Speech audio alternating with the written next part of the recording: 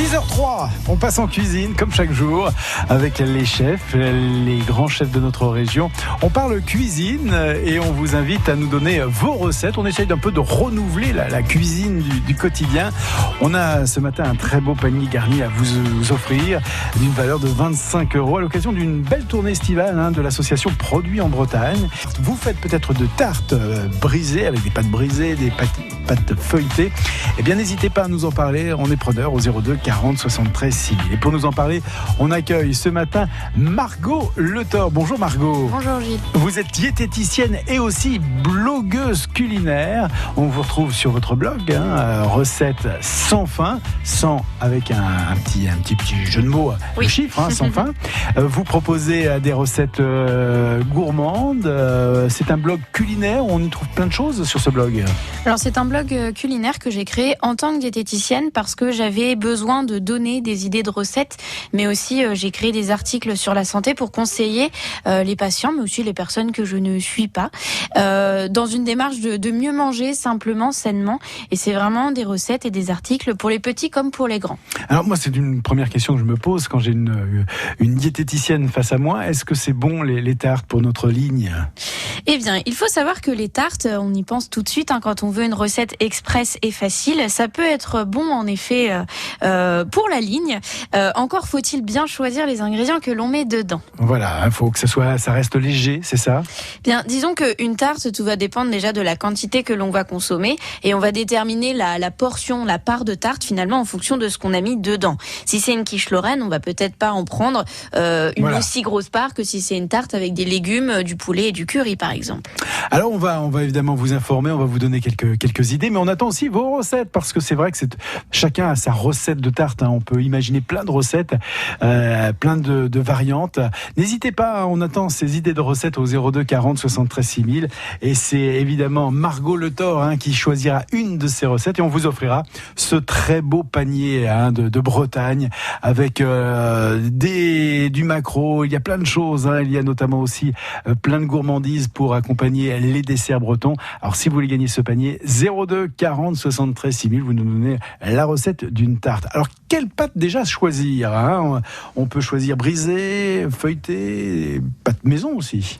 Eh bien finalement quand on fait une tarte, on a le choix. Alors c'est vrai qu'on peut trouver des pâtes brisées, des pâtes feuilletées industrielles. En effet, parfois on n'a pas trop le temps, mais mieux vaut une pâte industrielle et après on choisit ce qu'on met dans notre tarte plutôt que d'acheter une tarte à 100% industrielle.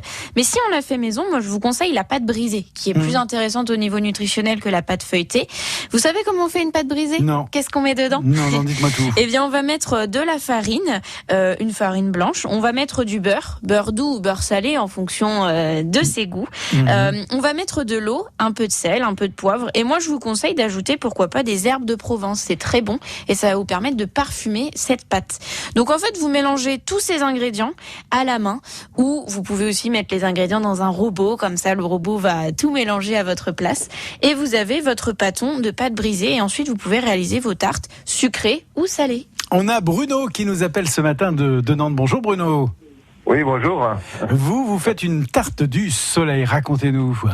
Oui, moi je fais une tarte du soleil. C'est vrai qu'avec tous les légumes de saison qu'il y a, tout ce qui est courgettes, aubergines et puis poivrons aussi, mais surtout courgettes et tomates. Et moi je prends une pâte feuilletée, soit en grande surface, soit qu'on fait soi-même.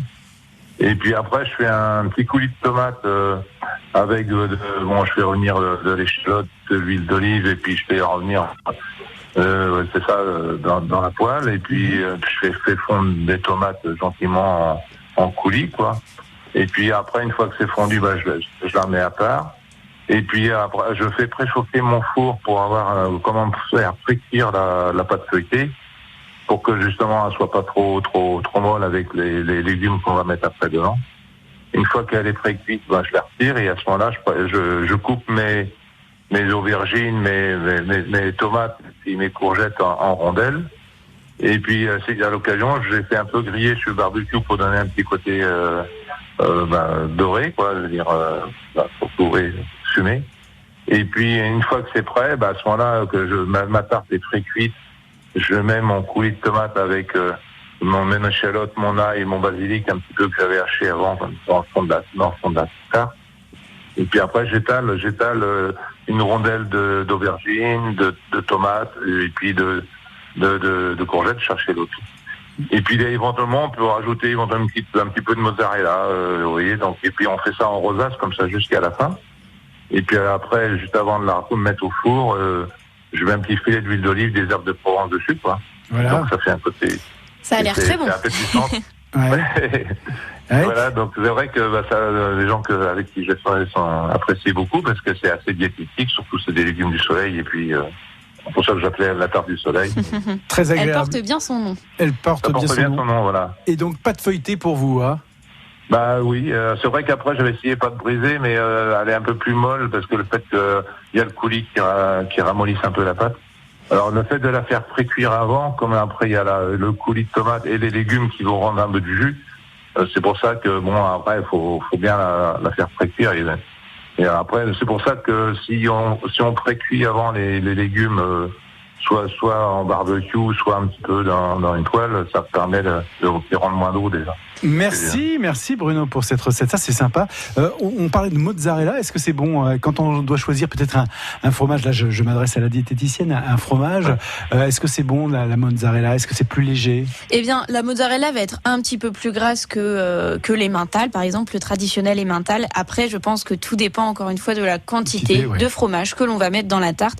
Là ce qui est super, c'est qu'avec la recette de Bruno, il y a beaucoup de légumes, en plus des légumes de saison dans cette tarte, donc on peut se permettre de mettre une pâte feuilletée qui est un peu plus grasse et on peut se permettre le côté plaisir avec le fromage. Merci Bruno pour cette tarte. Vous êtes dans notre sélection pour gagner ce panier garni. Merci, c'est avec plaisir. C'est Margot qui choisira évidemment la bonne recette. Merci à vous Bruno, bonne journée. Merci beaucoup, bonne journée à vous. Merci, Margot Le Thor est notre invitée ce matin et on attend encore vos recettes. On a un très beau panier à vous offrir. Margot, on parlait de ces pâtes. Là on était sur de la pâte feuilletée. On peut parler aussi de cette pâte brisée. On en a parlé il y a quelques minutes. Comment on fait aussi peut-être sa vraie pâte? On peut préparer sa pâte peut-être à l'avance. Ça c'est un conseil. C'est-à-dire qu'on peut peut-être la mettre au congélateur, peut-être la laisser de côté si on veut pas à chaque fois se mettre évidemment au rouleau à pâtisserie. Alors on peut la mettre au congélateur. En effet, après il faudra bien la laisser décongeler ou la décongeler. Cependant, quand vous la faites décongeler au micro-ondes, elle a tendance à durcir, à cuire un petit peu. Donc je vous conseille plutôt de la laisser au frigo. Et si vous voulez la préparer en avance, faut pas attendre trop longtemps parce qu'après elle va perdre sa bonne texture et également son bon goût. Cependant, une petite astuce, vous pouvez la mettre juste une demi-heure ou une heure au frigo quand vous avez fait votre pâte maison parce qu'elle va se durcir un petit peu et ce sera plus facile de l'étaler pour réaliser vos tartes sucrées ou salées. Ouais, il y a pas de cuisson, il y a pas d'abord la tarte et ensuite on met les ingrédients, il y a pas une pré-cuisson pour il y a tarte. deux techniques différentes pour certaines tartes comme par exemple la recette de tarte du soleil que Bruno nous a donnée. On peut en effet faire cuire au préalable la tarte, donc c'est une cuisson à blanc, c'est-à-dire sans garniture dessus. Comme ça, elle va garder son croustillant et par la suite, on ajoute les ingrédients. Pour d'autres tartes, on va étaler la pâte, par-dessus mettre les ingrédients et mettre le tout au four. Donc ça dépend des recettes. Et toutes ces recettes, vous les retrouvez évidemment sur ce blog, recettes sans fin. Tout à fait, j'ai beaucoup de recettes de tartes, en fonction des saisons. Il y en a une que j'aime beaucoup, c'est une tarte rosace. Donc en fait, ça fait comme une sorte de fleur, vous avez peut-être déjà vu ça. Et j'utilise du jambon cru et je fais des tagliatelles de carottes et de courgettes et j'enroule ça vraiment comme une rose. Donc c'est très joliment présenté et c'est très bon. Et puis voilà, c'est aussi beau que bon. Moi j'aime beaucoup cette recette. Et on la retrouve évidemment sur votre blog Recettes sans fin. C'est la diététicienne et blogueuse culinaire Margot Le Thor qui est notre invitée ce matin. Et on attend vos recettes comme Bruno à l'instant. Si vous avez une recette de tarte, vous êtes les bienvenus. 02 40 73 6000. On cuisine ce matin, on est en compagnie de Margot Le Thor, à la fois diététicienne mais aussi blogueuse culinaire avec son site Recettes sans fin. Et on parle de tartes si vous venez peut-être à l'instant de nous rejoindre. Les tartes de saison estivale, on se fait du bien et on fait aussi attention à sa ligne. Margot, sans fin, recettes sans fin, l'idée, vous êtes à la fois diététicienne, c'est vrai qu'on peut se faire plaisir en cuisine et faire aussi attention à sa ligne. Bien, tout à fait. En fait, je voulais vraiment mêler les deux et je voulais qu'à travers ce blog culinaire, les personnes puissent se dire on peut manger diététique, mais se faire plaisir, partager des moments avec des amis, de la famille, sans se priver. Au contraire, pour moi, la diététique, c'est vraiment ne pas se priver du tout, mais savoir bien associer les aliments. J'ai été voir la tarte rosace, jambon, carottes et courgettes. Elle est magnifique. Merci. Faut un peu de temps pour la réaliser peut-être, mais c'est vrai que c'est très sympa. Il y a d'autres recettes que vous retrouverez sur ce blog, recettes sans fin. Juste, moi, je me posais une question. Souvent, je mets plutôt au niveau du fromage pour que ça soit un peu plus léger. Je pensais mettre du parmesan. Est-ce que c'est plus léger le parmesan ? Eh bien, en fait, il faut savoir qu'un fromage, plus il est sec, ou bien plus il est vraiment fondant, et plus il va être gras. Voilà. Donc, par exemple, si on prend un fromage comme le bourseau, ou si on prend un fromage comme le parmesan, on a vraiment les deux extrêmes, et c'est des fromages un peu plus gras. Mais encore une fois, tout dépend de la quantité de fromage que l'on met dans la tarte, si ça permet de donner un petit peu de goût, en fonction de la pâte aussi qu'on aura choisi, brisée ou feuilletée, on peut se le permettre. Et puis encore une fois, varier les fromages qu'on utilise pour éviter de consommer que des fromages trop gras. 30, 50 grammes à peu près de fromage, de parmesan ? Bien, par personne, on va compter 30 grammes de fromage par jour. Après, dans une tarte, il faut faire le calcul. Quand on fait une tarte, c'est pour combien de personnes ? Et en fonction de la portion, on va déterminer la quantité de fromage que l'on mettra. Nelly nous appelle ce matin de Danceny. Bonjour Nelly. Bonjour. Vous nous proposez une recette. Moi, j'adore le crumble, le fameux crumble aux pommes. Et vous, vous allez nous proposer là, carrément... c'est un crumble salé, c'est crumble de tomates. De tomates. Et ça m'intéresse parce que je suis fan du crumble aux pommes. Ah oui, ça m'intéresse. En plus, si vous avez des tomates dans votre jardin, c'est encore mieux. Ah oui. Ce sont les meilleurs. Oui, j'ai un petit peu des soucis avec mes tomates. Mais bon, on va essayer. Vous aussi. Oui. Bon. Eh bien, écoutez, alors donc il faut 1,5 kg de tomates que vous coupez en 4, que vous mettez dans un plat pour mettre au four avec du thym, du romarin, de l'huile d'olive. Vous faites cuire une demi-heure, 3/4 d'heure en fonction de l'eau que ça rend. Ensuite, à côté, vous faites votre crumble, vous mélangez de la farine, 100 g de farine, 100 g de beurre salé, 100 g de chapelure grossière, du parmesan, alors moi j'en mets 75 grammes, et 30 grammes de pignons de pain. D'accord. Donc vous faites votre crumble, vous mélangez, vous rajoutez un petit peu d'huile d'olive, et vous mettez tout dans un plat, donc les tomates qui ont cuit, vous rajoutez votre crumble émietté, vous mettez au four 30 minutes et c'est prêt. Et c'est un vrai délice. Alors, une question peut-être. Alors moi j'ai une petite question Nelly, est-ce que vous utilisez une pâte brisée et feuilletée du coup en dessous de ce crumble de tomates ? Ah oui, alors effectivement, j'utilise pas. La tarte, il manquait la pâte. Oui. La tarte, oui, c'est le crumble, c'est la pâte de crumble. Alors effectivement, il y a pas de pâte en plus. D'accord, donc c'est une tarte inversée en fait. Renversée, exactement. D'accord, très bien. Mais en tout cas, ça a l'air très bon, le côté crumble salé avec les pignons de pain en plus, j'y aurais pas pensé. Oui, ça donne un petit croquant, le parmesan, le tout mélangé, c'est vraiment un vrai régal. Avec de vraies bonnes tomates. Voilà. Alors là, c'est encore mieux, oui. Du jardin si possible, si on est bon jardinier. Nelly, on a noté cette recette, elle est très sympathique. D'ailleurs, si on n'a pas eu le temps de noter cette recette, sachez-le que vous pourrez podcaster cette émission et réécouter évidemment la recette en détail de Nelly. Merci, vous êtes dans notre sélection pour gagner. Je vous souhaite une bonne journée. Merci bonne journée, à vous Nelly. aussi du côté Danceny, Nelly. Alors sur ce blog, Recettes sans fin, vous nous proposez aussi des recettes. Est-ce que vous pouvez nous donner des idées d'autres recettes comme ça que l'on peut trouver ? Alors oui, tout à fait. Donc sur le blog, on trouve vraiment de tout pour les recettes, pour toutes les occasions. J'ai créé une recette dernièrement d'une tarte avec des dés de jambon. Donc on peut aussi mettre des dés de poulet si on le souhaite, avec des petits pois et des champignons. Donc ça permet d'introduire facilement des légumes. Je trouve qu'au niveau des couleurs, c'est joli et ça change un peu de la traditionnelle quiche lorraine. Ouais. Donc cette tarte, j'aime beaucoup. Et il y a aussi une autre tarte que j'apprécie beaucoup. C'est une tarte au thon, mais dans laquelle j'ai ajouté des olives et on peut aussi ajouter des tomates séchées. Ouais, voilà. Quand vous dites olives noires plutôt ? Alors moi je pars plutôt sur les olives vertes. Après c'est personnel, j'ai une préférence pour les olives vertes. Ça peut être des olives vertes, des olives noires, dénoyautées bien sûr, ou des tomates séchées en fonction des goûts de chacun.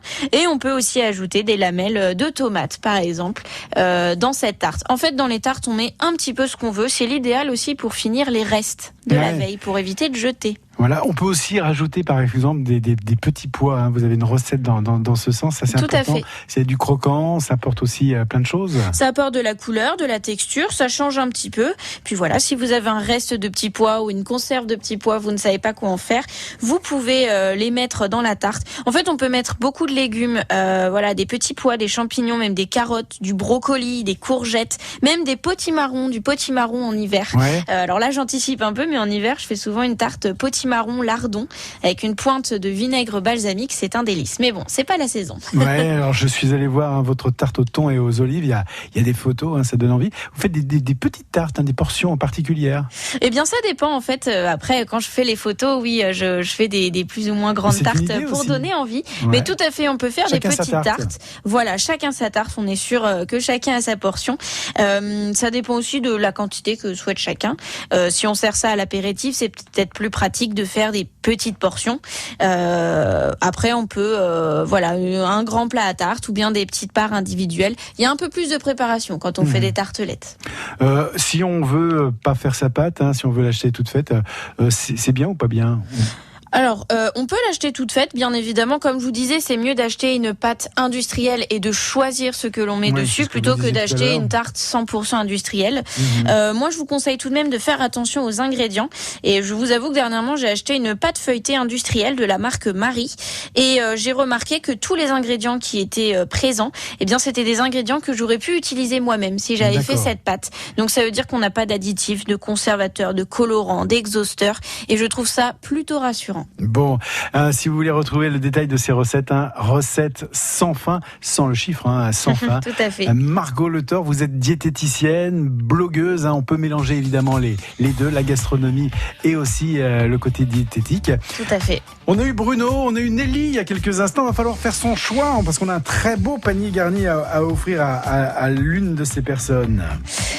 Eh bien, je vais choisir Bruno parce que j'avoue que j'aime beaucoup le principe de tarte du soleil. Voilà, je trouve que c'est une saison vraiment très agréable et voilà, j'aime bien le fait de mélanger les couleurs, les saveurs. En plus, il a ajouté des herbes aromatiques. Ouais. Donc, je vais choisir la recette de tarte de Bruno. Eh bien, Bruno, on lui offre ce panier garni d'une valeur de 25 € avec des produits de l'association Produits en Bretagne. Ils sont à Guérande aujourd'hui. Ils seront demain à la Turballe, à Saint-Nazaire vendredi et samedi du côté de Piriac-sur-Mer. Un très beau panier d'une valeur de 25 € qu'il pourra venir chercher ici dans nos studios. Et on remercie évidemment pour sa recette de crumble Nelly qui nous appelait d'Ancenis. Merci Margot. Merci. C'est un vrai plaisir de vous avoir aujourd'hui.